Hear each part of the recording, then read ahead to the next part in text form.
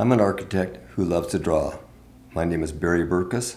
I'm in my studio in Santa Barbara, and we're going to look at a house that we designed and tell you how and why we designed the house the way it is. Clients came to us and they said, we want to build on the beach. We want to build in a place that has great ocean views.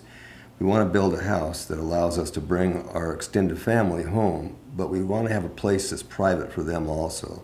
So we looked at putting the living kitchen across the back to enjoy the view, the library to enjoy the view, a stairway that went upstairs so the master bedroom sat over the top of the kitchen area, and a guest room over the living room, and a bridge that connected that, and the guest over here, and actually another bridge that connected the guest to their own bedroom suites, which were over a motor court in the front.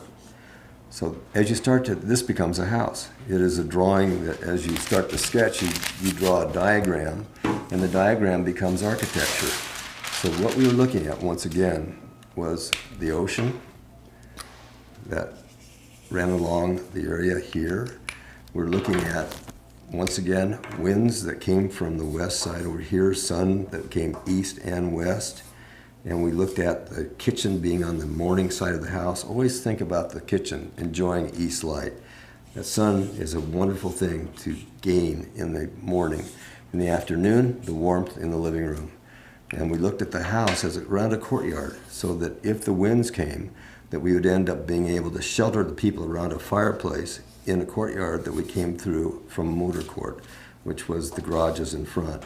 So very simply then, this became the living room with a fireplace sitting in the floor, seating areas around the fireplace, the dining room in this area here, the kitchen that was back in this side of the house on the east side with sun coming in the morning, and the idea that the library on this edge of the house would enjoy the quiet, and we could block the west sun with that. But we're watching the beach, looking at the surf, looking at a pool that sits in the yard, and it became a place that water in an infinity pool poured over into the ocean visually, and then water in the front kept the acoustics that were from the noise of the road and the train away from the inners of the house.